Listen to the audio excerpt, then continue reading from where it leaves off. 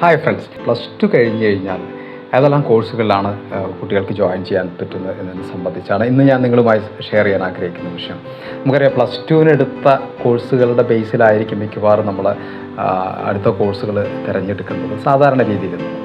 അതിൽ തന്നെ നമ്മുടെ മുന്നിൽ ഇതിനൊരു കൺഫ്യൂഷൻ വരുന്നത് ഒരുപാട് കോഴ്സുകൾ നമ്മുടെ മുന്നിലേക്ക് എടുക്കണം. ഇപ്പോൾ ബയോസയൻസ് എടുത്ത കുട്ടിയുടെ മുന്നിൽ തന്നെ എത്രയോ കോഴ്സുകൾ എടുക്കുന്നുണ്ട്. ആ കുട്ടീനെ സംബന്ധിച്ചിടത്തോളം മെഡിക്കൽ ഫീൽഡ് ഒരു മുന്നിലേക്ക് എടുക്കുന്ന ഒരു ഘടകം തന്നെയാണ്.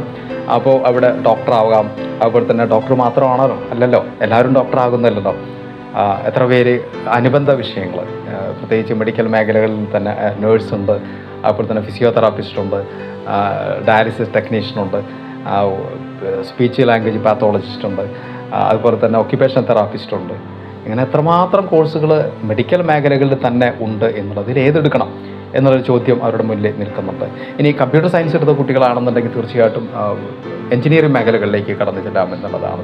അപ്പോൾ എഞ്ചിനീയറിംഗ് മേഖലകളിൽ തന്നെ നിരവധി കോഴ്സുകളാണ് എടുക്കുന്നത്. ഇപ്പോൾ പുതിയ പുതിയ ബ്രാഞ്ചുകൾ തന്നെ വന്നുകൊണ്ടിരിക്കുകയാണ്. Artificial intelligence, data scientist, robotic engineering, computer science engineering, അതുപോലെ തന്നെ മെക്കാനിക്കൽ എഞ്ചിനീയറിംഗ്, അങ്ങനെ എത്രമാത്രം ഉണ്ട്. അപ്പോൾ ഇതിൽ നമ്മൾ ഏതെടുക്കണം, നമ്മൾ ഏതിലേക്കാണ് കടന്നു ചെല്ലേണ്ടത് എന്നുള്ളതാണ് ഇവിടെ കൺഫ്യൂഷനായിട്ട് കിടക്കുന്നുള്ളത്. അപ്പോൾ നമ്മൾ എടുക്കുന്ന ബ്രാഞ്ചുകളെക്കുറിച്ച് ഒരു നല്ലൊരു ധാരണ ഉണ്ടായിരിക്കണം എന്നുള്ളതാണ്.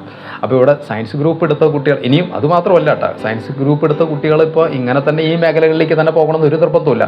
അവർക്ക് വേണമെന്നുണ്ടെങ്കിൽ ഹ്യൂമാനിറ്റീസിലോ അതുപോലെ തന്നെ കൊമേഴ്സിലോ ഉള്ള ഇപ്പോൾ മാനേജ്മെൻറ്റ് കോഴ്സുകളിലേക്കോ അതുപോലെ തന്നെ മറ്റ് ലാംഗ്വേജ് കോഴ്സുകളിലേക്കോ ഒക്കെ വരാം എന്നുള്ളതാണ്. അതാണ് അവരുടെ പ്രത്യേകത. സയൻസ് ഗ്രൂപ്പ് എടുത്ത കുട്ടികളെ സംബന്ധിച്ചിടത്തോളം അവിടെ വരുന്നു. ഇനി ഹ്യൂമാനിറ്റീസ് എടുത്ത കുട്ടികളെ സംബന്ധിച്ചിടത്തോളം അവർക്ക് അവരുടെ മുന്നിൽ ഏതെല്ലാം കോഴ്സുകൾ എടുക്കണം, അവർക്കും ഈ മുന്നിൽ ഒരുപാട് കോഴ്സുകൾ എടുക്കുന്നുള്ളത് കൊണ്ട് തന്നെ ഏത് കോഴ്സ് എടുക്കണം എന്നുള്ള കൃത്യമായിട്ടുള്ള ഒരു തീരുമാനം അവരുടെ മനസ്സിലുണ്ടായിരിക്കണം. ഇന്നതിലേക്കാണ് ഇവിടെ ഉത്തരം എന്താ, എപ്പോഴും നമ്മൾ എന്തിലേക്ക് എത്തണം എന്നുള്ളതിനെ സംബന്ധിച്ചൊരു തീരുമാനം നമ്മുടെ മനസ്സിലുണ്ടായിരിക്കണം. കുട്ടി ഇന്നതാവണം എന്നതിനെ സംബന്ധിച്ചാണ് ഇനിയുള്ള കോഴ്സുകളൊക്കെ തന്നെ നമ്മൾ തിരഞ്ഞെടുക്കുന്നത്. +2 കഴിഞ്ഞാൽ ഏതെങ്കിലും കോഴ്സ് എടുക്കുക എന്നുള്ളതല്ലല്ലോ. നമ്മൾ എന്താവണം എന്നുള്ളത് ഇനിയൊക്കെ ഒരു പ്രൊഫഷനാണ് നമ്മൾ ശ്രദ്ധിക്കുന്നത്. അതൊരു ഉപജീവന മാർഗം കൂടിയാണ്, അറിവ് മാത്രമല്ലല്ലോ. അപ്പോൾ ആ ഉപജീവന മാർഗം ഏറ്റവും നന്നായി ആ ജീവിത എൻഡ് വരേക്ക് എത്താവുന്ന രീതിയിലുള്ള ഉപജീവന മാർഗം ലഭിക്കുന്ന ഒരു കോഴ്സായിരിക്കണം തിരഞ്ഞെടുക്കേണ്ടത്. അപ്പോൾ ഹ്യൂമാനിറ്റീസ് കഴിഞ്ഞ കുട്ടികൾക്ക് മുന്നിൽ എന്തൊക്കെ ഉണ്ട്, ഇപ്പോൾ ലോയറാവാം, അതുപോലെ തന്നെ ടീച്ചറാവാം, അതുപോലെ തന്നെ ഈ പറഞ്ഞ ഫാഷൻ ഡിസൈനർ ആവാം, ഷെഫാവാം, എയർ ഹോസ്റ്റസ് ആവാം, എങ്ങനെ ധാരാളം പ്രൊഫഷണലാകാനുള്ള കോഴ്സുകൾ അവരുടെ മുന്നിലേക്ക് എടുക്കുകയാണ് എന്നുള്ളതാണ്. അപ്പോൾ ഇതിലൊക്കെ ഏതാവണം എന്നുള്ളത് ഉത്തരത്തിനടിസ്ഥാനമായിരിക്കണം അവർ തിരഞ്ഞെടുക്കേണ്ട അടുത്ത കോഴ്സ് എന്ന് പറയുന്നത്. ഇനി കൊമേഴ്സ് പോലുള്ള ഗ്രൂപ്പുകൾ എടുത്ത കുട്ടികളെ സംബന്ധിച്ചിടത്തോളം അവരുടെ മുന്നിലും ധാരാളം കോഴ്സുകൾ എടുക്കുന്നുണ്ട്. BCom ഉണ്ട്, അതുപോലെ തന്നെ BCom പ്ലസ് ACCA ഉണ്ട്, CMA ഉണ്ട്, CMA ഇന്ത്യ ഉണ്ട്, CMA USA ഉണ്ട്, അതുപോലെ ചാർട്ടേഡ് അക്കൗണ്ടൻറ്റ് എന്ന് പറയുന്ന കോഴ്സുകളുണ്ട്. അങ്ങനെ നിരവധി കോഴ്സുകൾ അവരുടെ. ഇനി അതുമാത്രമല്ല, മാനേജ്മെൻറ്റ് കോഴ്സുകളുണ്ട്, BBA പോലുള്ള കോഴ്സുകളിലേക്കൊക്കെ അവർക്ക് കടന്നു ചെല്ലാം എന്നുള്ളതാണ്. ഇനി വൊക്കേഷണൽ ഹയർ സെക്കൻഡറി കഴിഞ്ഞ കുട്ടികൾക്ക് ഇത്തരത്തിലുള്ള കോഴ്സുകളൊക്കെ തന്നെ തിരഞ്ഞെടുക്കാം. ഇനി ഡിപ്ലോമ എടുത്ത കുട്ടികളെ സംബന്ധിച്ചിടത്തോളം അടുത്ത ഡിഗ്രി കോഴ്സുകളിലേക്ക് കടന്നു വരാനുള്ള അവസരങ്ങൾ അവരുടെ മുന്നിലുണ്ടെന്നുള്ള. ഫർദറായിട്ട് പ്രവേശനം ലഭിക്കണമെന്നുണ്ടെങ്കിൽ +2 മാർക്ക് മാത്രം പോരല്ലോ.